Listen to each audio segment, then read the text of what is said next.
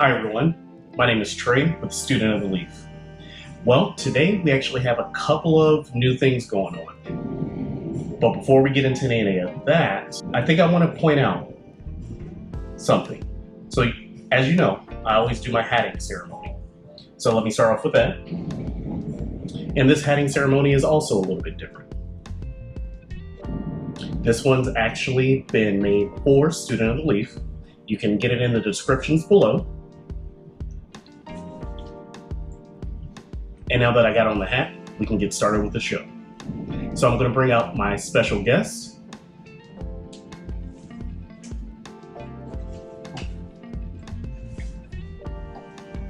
How are you doing, my friend? Good, brother. All right. So today we have with us Chris Garcia, or is it Christopher? It is Christopher, but Chris is good. Big Chris to all homies. Big Chris. He is actually pretty tall.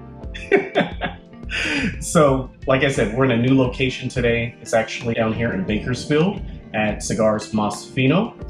Do you want to tell us a little bit about the shop at all?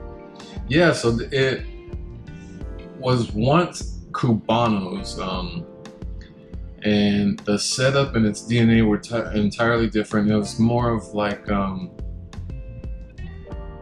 come in, get your cigars. They had a cool little dynamic.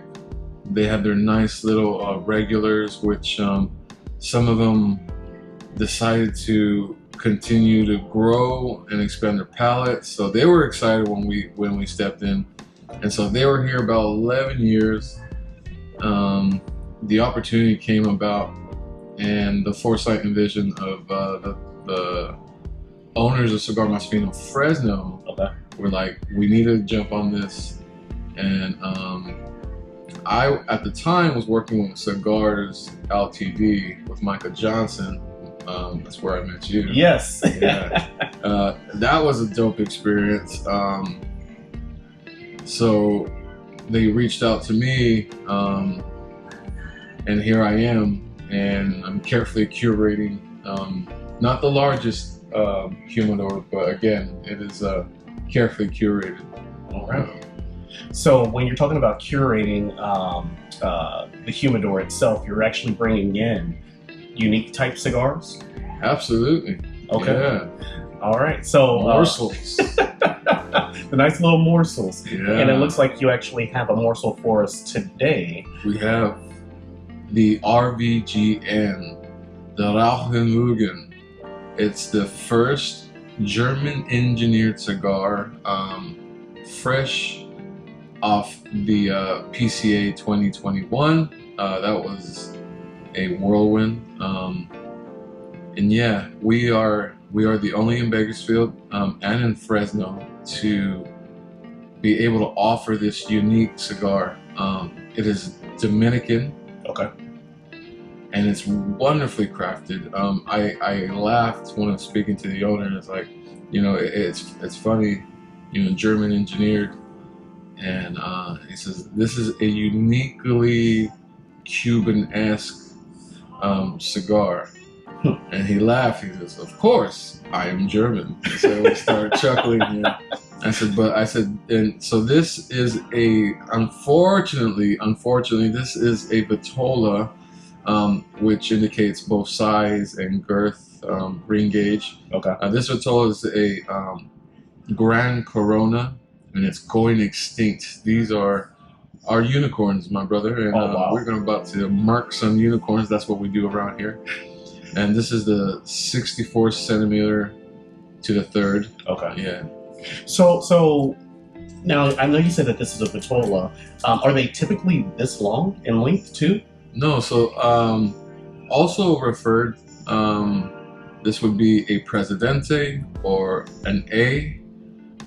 People would be familiar with like the Jewish State A, that's and it comes in a double coffin.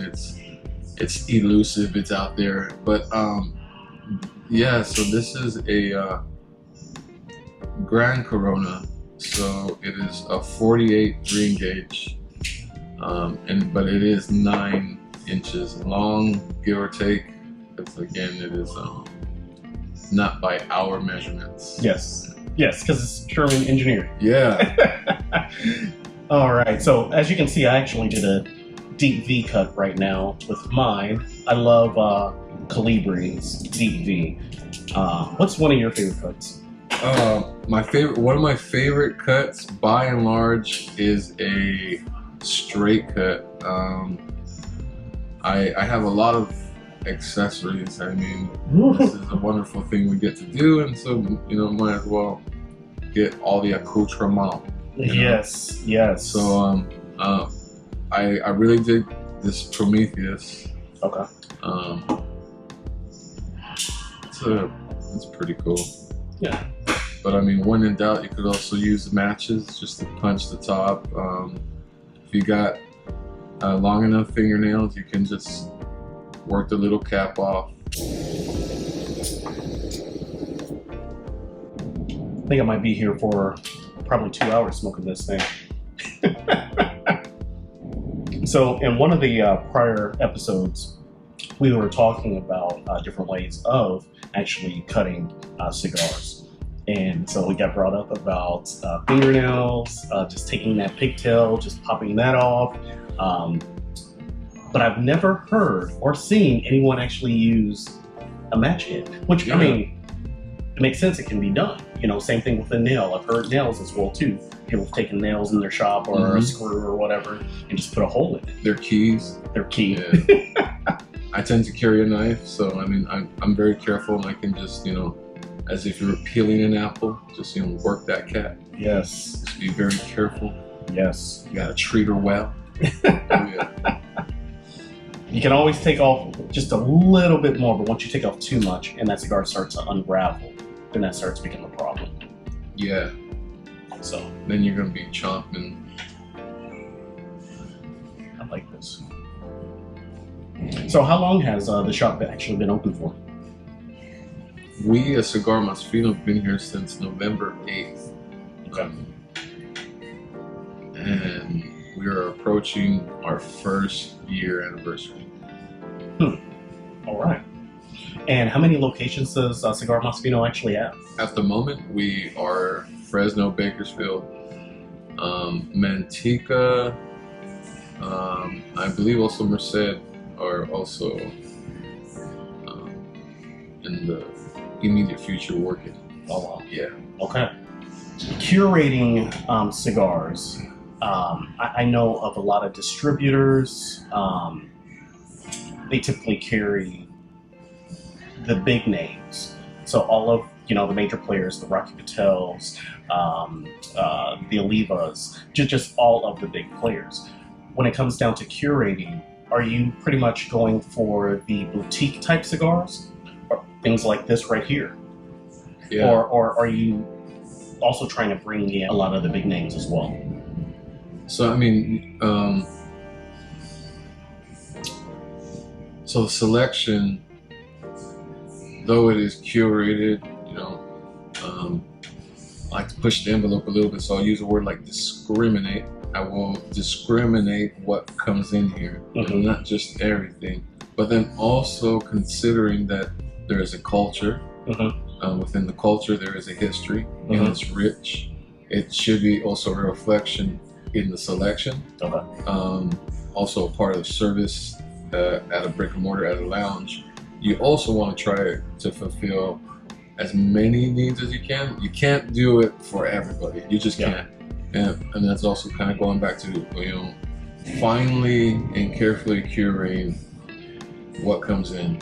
So yeah, we have our your heritage companies, your Arturo Fuente, your Avo, your Camacho, not their entire portfolio, but again, certain offerings within their portfolio. Because I am limited to space, but besides that, I'm also trying to get as many morsels to jam pack in there that you would have a vast, for the space, selection to choose from. So yeah, so we'll have the heritages there, and then most definitely your older boutiques, your tatuajes, and then you can your Ediciones, And then your younger boutiques, like our friend Ian Reith, Yes, Dapper. Dapper Cigar. We stay dapper as fuck out here. We have the largest selection of Dapper in Bakersfield. That's not just because Ian is a cool guy. Aside from that, he, like us, is a cigar geek. I love to hear that dude talk. And his portfolio, his offerings are stellar. Yes. And that's, so again, Black Label, Emilio, Rojas.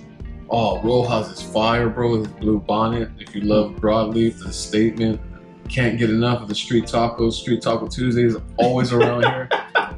As far as when we got them, because that moves. But yeah. And then you have an ultra boutique that's I'm really psyched that we got to bring in Martinez Cigar Company, straight out NYC. Okay. Since 1974, rolling, distributing premium handcrafted cigars. And we are one of very few in California to offer that out to the community to try something new. Yeah, and then just because I don't carry it shouldn't keep you from venturing out, because it's most definitely a journey. Correct. Yeah. Correct. So one thing I do want to say, well, actually, it's going to be several things that I want to say. But one of the things I want to say, hopefully we'll get Ian Reith on this show in the very near future and actually do an interview with him. That would be dope, bro. Yeah. He would most definitely. I know some things are in the works right now because I'm in the know. And I have a question for you, though. Shoot, bro. So, are you able to order offline? So as a consumer, if they want to get some of these boutique cigars, do you guys offer like a service or anything like that, so that they may be able to phone it in or go online and order it and have it delivered or anything like that? Yeah, phoning in would most definitely be, at the moment, the way we'd be able to do that. Yeah, we're trying to get the logistics worked out so that we can do online. But at the moment, we are doing it call it in and we'll send it out. Because I will within say, the U.S. continental. Yeah. this cigar, if you guys have it in stock, yes, this flavor is phenomenal. The draw on it is phenomenal. Like, there is hardly any resistance whatsoever. Yeah. I think I'm getting a little bit of, I don't know the difference between the nuts, but like nuttiness. I'm definitely getting some nuttiness out of this, and I like that. I love the semi-sweet, definitely. Oh. So there were a few different offerings in this blend. Again, this is the unicorn as we murker the Grand Corona. Then there was a short Corona that was a 4-inch by 48. He had a short Bellicoso or little fat torpedo. Okay. Those flew off the shelf. A Churchill, a white label Churchill, that was great. Like a fine dry wine. Okay. The way it coated your mouth, that one was fire as well. Yeah, so that's why we want to introduce so that as I'm trying to describe the best as possible, you would geek out. Yes. Whether or not you're trying to draw out notes or whatever, if that means shit to you, at the bottom least, bro, you're knowing that there's sensations going on and you like it. Exactly. So yeah. So another guest that I had on, he said, I really can't pick it up, but I know when I like it. Mm-hmm. And that's what it really should come down to at the end of the day. Like you said, whether you're trying to pick out the notes or not, if you enjoy it, you enjoy it. That's real, bro. Yeah. And I enjoyed this cigar. So thank you very much for this. Moving on, I know that me and you met at Cigars Limited up in Fresno at the Garden. Micah's a phenomenal guy, in my opinion. Yeah. What brought you into working at a cigar lounge? Like, did you just walk into the store one day and was like, "Hey, I need a job, bro"? Well, it was not that necessarily like the needing a job, though everyone needs to work, I believe. You know, if you got two working legs and you're able, you should also be willing and get to it. But at that point, I've been smoking cigars consistently for 15 years. Okay. First tried my first cigar 21 years ago. Okay. And how was that? Like where did you first try your cigar? Do you remember that? Yeah, absolutely. Yeah. So I was 18. You know, there's like for sure 5 things you do when you turn 18. You know, I got my first tattoo when I was 12. I believe, yeah, I was 12. It was hand pokes. It was gang related. Okay. But I wanted to get a legit tattoo in the shop. So when I was 18, I was able to do that. Boom, mark that off the list. You know, in the same day, smoking a cigar from, at the time we called it, you know, a shop. I didn't know the distinction between a lounge or the humidor or any of that. You know, completely ignorant to everything. But I knew that there's a shop of which you go to that specifically deals with this. It's a unique shop, and that's what I wanted to be a part of, because I had no ties. Like my grandpa did not grow rich tobacco. You know. Yes. I didn't have a cool story like that. Okay. Rather, I was gravitated to it growing up by seeing athletes. You know, like Babe Ruth. Okay. You know, seeing the Babe Ruth smoke cigars? Oh yeah. Oh wow. Yeah. Or seeing gangsters. You know. Again, and then in movies, and then actors, and then Tony Montana. Yeah, there you go. I mean, it's a thing to enjoy. It's not frivolous. It's intentional. You do mark special occasions, as I did at 18. I went into Perfect Blend in the Tower District. Now, I told the dude at the time, I was looking for something earthy, kind of chocolatey. Again, very ignorant. Yeah. But I wanted to taste a cigar, so what the dude hands me was a Chocolate Tatiana. Gotcha. And yes. And no knocks to anything. Yeah. I took that cigar home and I enjoyed it. Yes. I didn't smoke it properly, you know. I took it to the lungs and hacked, but by the end of it, I got a hang of it. Yes. But that's all it took. So, any viewers out there, if it is your first time ever smoking a cigar and you take it into your lungs, trust me, you're not the only one who's ever done that. You live and you learn. Hopefully, you live. Oh yeah, you will. And you will regret it. Yes. And learn from it. Yeah. Yes. Well, even occasionally when you're gonna sneeze or like, smoke goes down, and there are some who actually are beasts. You know, they're straight savages and intentionally take the smoke to the lungs. Yeah. But again, this is a sensory thing for your palate, for your taste buds, so that keeping the smoke in your mouth. Things to consider, I would just recommend like swashing it in your mouth. Chew on the smoke, rather. That's what I like to say. Just chew on the smoke and then just allow it to escape. A retrohale, get used to retrohaling. Man, the what's produced in there enhances, you know. Kind of a gross thing though, but you eat, time passes, you burp, and you ever had a burp pass through your nose? No. Oh, really? I mean, maybe I have, because I've smelt it. Bam! You smelt it, Yes. So yes, it's passed through your nasal cavity. Yes. Yeah, and you are reminded about the hints of what you just ate. Yes. Yeah. So yeah, there's like a whole bunch of stuff going on there. I know I got gross for a moment, but now enter something finely put together, and man, it's wild. It's a wild thing. Yeah, so there's definitely things that you learn as you're going, like, you know, definitely not taking it into your lungs because you're going to choke. But we learn as we go. and nobody, comes into this culture knowing everything whatsoever about cigars. So just recently I was at an event and helping out a good buddy of mine. I don't know if you know Troy Benny. Oh yeah. Yeah, he owns Sequoia Cigar down there in Visalia. Yeah, I just met him through LTD as well. The people that you meet. And it's a small but big culture. But anyway, so we were there and we had the booth set up and we were selling cigars.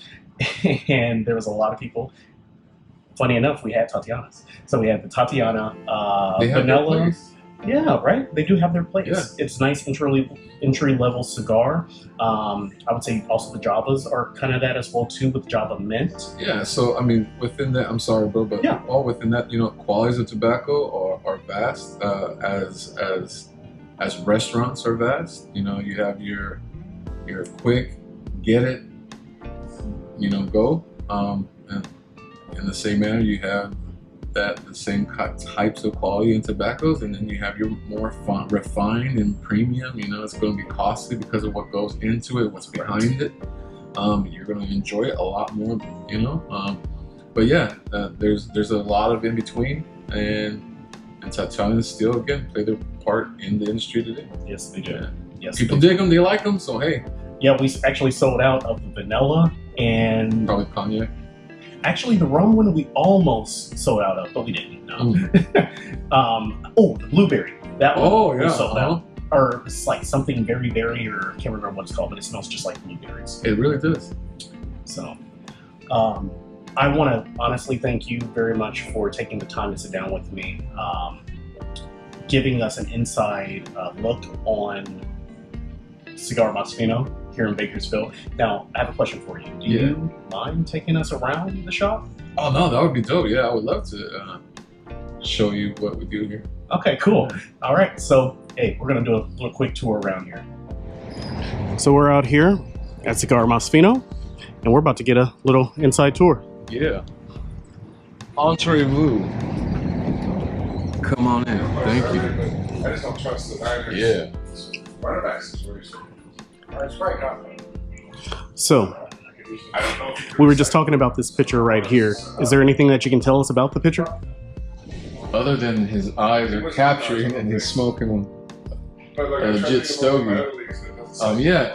We wanted to give him a nickname, so one of the owners, Chris Mortensen, said, "Man, let's think of a tola that's not readily used. Something off." And then like out of nowhere, Cazador. He's a Cazador. So yeah, that's the name, Cazador. All right. So this is our lounge. Yeah, we do have the largest lounge in Bakersfield. 4 75-inch TVs. It's Sunday today, so we got the red ticket. We got game day going, Sunday game. It's rather quiet because it's early in the morning. Got some of our regulars here. We got Matt.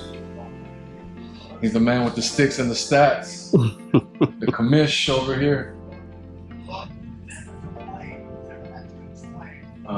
When it comes to the art, we really wanted to reflect the community. We want people to gravitate towards us and say, "Hey, man, this is our place." So we intentionally had old pictures of Bakersfield, and yeah, man, that building's still there.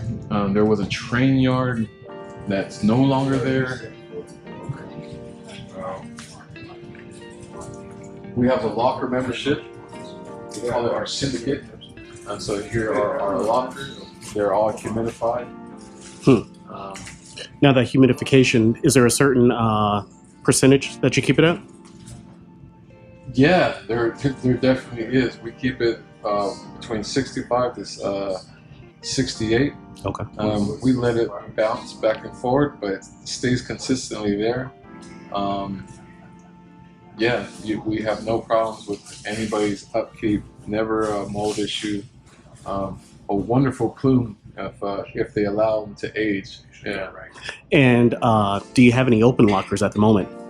We do. So we've been here since November 8th at Cigar Mas Fino. So not only is our DNA being put out into the community so others can be a part of it. So yeah, we're building our clientele as we are also building locker membership. So yeah, most definitely, there's plenty of room.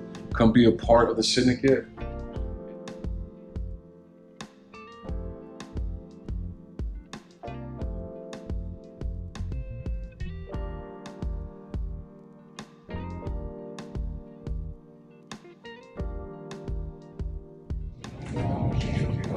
So the part of curating is being descriptive, talking about a specific item.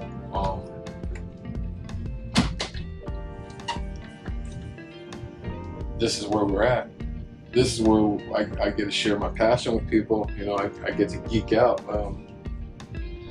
Things that when I start thinking about them and describing them make me salivate, you know? Mm-hmm. And that's a part, for me, a large part, because then it also adds to the enjoyment of conversation, going in deep in a friendship, being there for a stranger you'll never talk to again, but in that moment, in that smoke, you know, you're having your time with one another. Yeah, it's a legit thing. So yeah, the way it wraps around, we have mostly everything together by brand. That's kind of very common. Heritage. So we have Arturo Fuente, Ashton, JC Newman, Padron. We have some United, CLE. Here's our selection of Dapper, Inicione. One of my favorite young boutique brands is Calvulé Genevieve, Aganorsa. We got a nice little selection of Oveja Negra is a factory, and underneath them is Black Label, Black Works, Dissident, and Emilio. Wonderful morsels, very distinct. You know, they stand out. As CLE and Aladino are distinct from one another. Kuvari and Dapper is distinct, and here we are with Rojas. Yes, sir, Rojas. This concept is freaking awesome. It's really cool. It's the Cigar Specialist box. Every 3 cigars, he gives you the region, the priming, which means where in the plant, the tobacco plant, the tobaccos were harvested for use, and then also the seed. And then he gives you one that's only binder and filler. I had one, fire, bro. And these other 3 are mysterious. So by the time you smoke, you traverse through the hills and valleys of these rich, tasty morsels, you should be able to start discerning and like, whoa, I remember that from this little location. And you know, I mean, that's just awesome. Yes. And then yeah, AJ Fernandez, a beast in the industry. He also blends and provides tobaccos for Viva La Vida. Southern Draw is a wonderful boutique company. Jake Wyatt, very interesting in their artisan type roles. Yahe, yeah, man. Again, we can't carry everything, but what we do carry, we passionately share what it's comprised of, what you should feel. Mm-hmm. Things to consider.